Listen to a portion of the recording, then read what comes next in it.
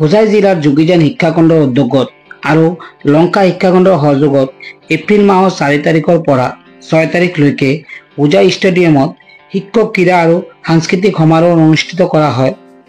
এই সমাৰোহত বিভিন্ন ধৰণৰ খেল আৰু সাংস্কৃতিক প্ৰতিযোগিতা হয়, যেনে বেডমিণ্টন, মিউজিকেল চেয়াৰ, ক্ৰিকেট, উৰলি প্ৰতিযোগিতা, জিকিৰ আৰু সমল কেন্দ্ৰ ভিত্তিত দলীয়ভাৱে জাতীয় সংগীত পৰিৱেশন কৰা হয়। 6 এপ্ৰিল দেওবাৰ ডিব্ৰুগড় জিলাৰ পৰা অহা আমন্ত্ৰিত শিক্ষকসকলৰ লগত হোজাই জিলাৰ শিক্ষকসকলৰ মাজত ফ্ৰেণ্ডলি ক্ৰিকেট মেচ অনুষ্ঠিত কৰা হয় আৰু বিভিন্ন খেল আৰু সাংস্কৃতিক প্ৰতিযোগিতাত জয়ী হোৱা সকলোকে বঁটা আৰু নিমপুলি বিতৰণ কৰা হয়।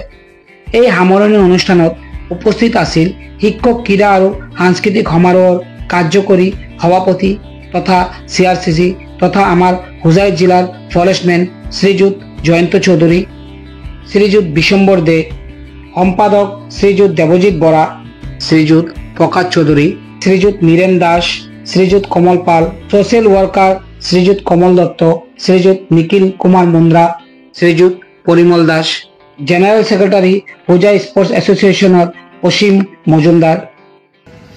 তেখেত এগৰাকী শিক্ষাবিদ হোৱাৰ উপৰিও এগৰাকী প্ৰকৃতি প্ৰেমী হয়। তেখেতে নিমপুলি আনিছে আৰু যিসকলে বঁটা গ্ৰহণ কৰিব সকলোকে একোটিকৈ নিমপুলি দিয়া হ'ব।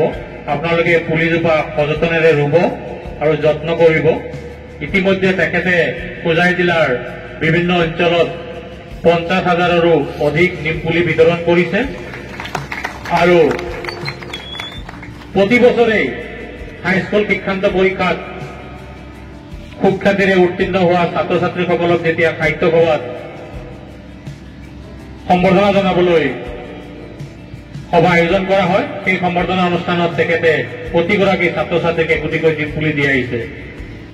শিক্ষামূলকৰ উদ্যোগত হোজাই শিক্ষা চক্ৰৰ অধীনস্থ শিক্ষক ক্ৰীড়া সমাৰোহ অন্তিম দিনাখন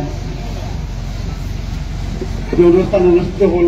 সুকলমে সকলোকে আমি আন্তৰিক ধন্যবাদ জ্ঞাপন কৰিছোঁ আৰু মই বিশেষকৈ নকওঁ, আমাৰ দাসাৰে মোৰ বিষয়ে আপোনালোকক বহুত বেছি কৈছে। মই চমু 5 মিনিটমান আপোনাৰ 2 মিনিটমান কম কৰাৰ পিছত মই বিশেষ প্ৰয়োজন সম্পন্ন শিশুসকলৰ কামখিনি মই কৰিবলৈ আৰম্ভ কৰোঁ 2006 চনৰ পৰা। আৰু এই কামখিনি মই মোৰ চাকৰি কৰাৰ পিছতে মানে পাৰ্ট টাইম কেতিয়াবা দেওবাৰ কেতিয়াবা এনেকুৱা মই ল'ৰা ছোৱালীৰ লগত মই কামবোৰ কৰোঁ। তেওঁলোকৰ বিশেষকৈ এৱাৰনেছ প্ৰগ্ৰাম কিছুমান গোহাৰি মই নিজে বনাই লৈছোঁ, প্ৰিণ্ট কৰি লৈছোঁ। এই গোহাৰি এতিয়ালৈকে প্ৰায় মোৰ দেন 10,000 গোহাৰি মই ডিষ্ট্ৰিবিউশ্যন কৰিছোঁ আৰু এই গোহাৰিটো কৰোণা দ্বাৰা যিটো আছে আমাৰ হোমেন বৰগোহাঁই ছাৰৰ অনুষ্ঠান, তাতে মই গোহাৰিটো উন্মোচন কৰিছিলোঁ। আৰু তাৰ পৰা মই বিভিন্ন বিদ্যালয়ৰ আমাৰ শিক্ষকসকল, বিভিন্ন কলেজৰ শিক্ষকসকল, হাই ছেকেণ্ডেৰী শিক্ষকসকল, হাইস্কুলৰ শিক্ষকসকল, আমাৰ বিভিন্ন যিটো আমাৰ ৱৰ্কশ্বপ হয়, ট্ৰেইনিং হয়, সেই শিক্ষকসকলৰ মাজত মই গোহাৰিটো বিতৰণ কৰিছোঁ। এইটো এটা বুকলেটৰ কাম কৰিছে। গোহাৰিটো মানে বহুতো এটা বুকলেটত কাম কৰিছে আৰু গোহাৰিটোত বিশেষকৈ RBW এক্টৰ 21টা যিটো আছে সেইটো সন্নিৱিষ্ট কৰা আছে। আৰু এইবোৰ ল'ৰা ছোৱালীক আমি কিভাৱে সুবিধা ল'ব পাৰোঁ, সিহঁতক কেনেকৈ আমি কৰিব পাৰোঁ, তাৰ ফলত চমুকৈ 2টা পাঠ সন্নিৱিষ্ট কৰি এটা গোহাৰি ওলাইছোঁ। এইটো এটা কাম কৰোঁ। আৰু এই ল'ৰা ছোৱালীবোৰৰ বিশেষ কিছুমান সুবিধা আছে যিটো এৱাৰনেছৰ ডিউ টু এৱাৰনেছৰ কাৰণে তেওঁলোকে নাপায়। যেনে আমাৰ child protection unit government of আছামৰ অধীনস্থ এই ল'ৰা ছোৱালীবোৰে মাহিলী 4,000 টকা পায় 18 বছৰলৈকে। তাৰপিছত ছ'চিয়েল ৱেলফেয়াৰ ডিপাৰ্টমেণ্টতো এটা তেওঁলোকৰ কাৰণে এটা ফাণ্ড আছে আৰু গভৰ্ণমেণ্টৰ বিভিন্ন স্কিম আছে।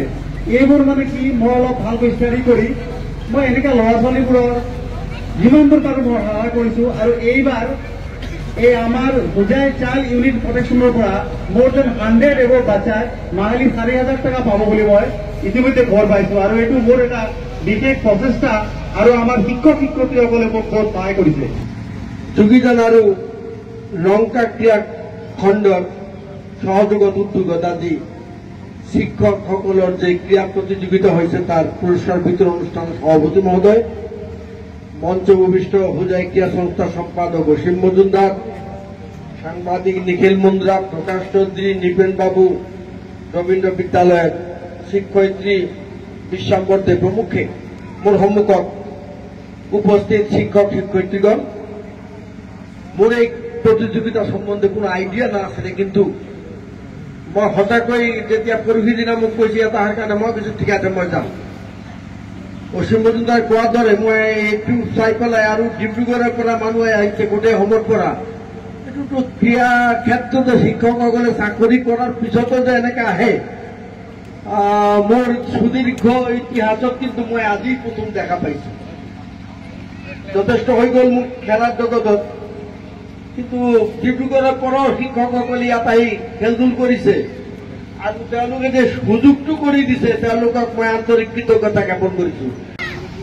যোগীযান শিক্ষাখণ্ড এবং লঙ্কা শিক্ষাখণ্ডৰ উদ্যোগতে শিক্ষক ক্ৰীড়া আৰু সাংস্কৃতিক সমাৰোহৰ আজি সামৰণি অনুষ্ঠান, পুৰস্কাৰ বিতৰণ অনুষ্ঠান বুলিও ক'ব পাৰোঁ। এই অনুষ্ঠানত আজিৰ সভাপতি জয়ন্ত চৌধুৰী স্যাৰ, আমাৰ শিক্ষাগুৰু কমল দত্ত স্যাৰ, মঞ্চে উপবিষ্ট শিক্ষক আৰু আমাৰ সাংবাদিক বন্ধু নিখিল মুন্দ্ৰা ডাঙৰীয়া আৰু শিক্ষকসকল সন্মুখত বহা। আজি 3 দিন ধৰি আমি সকলোৱে দেখা পাইছো যে ইয়াত খেল চলিছে।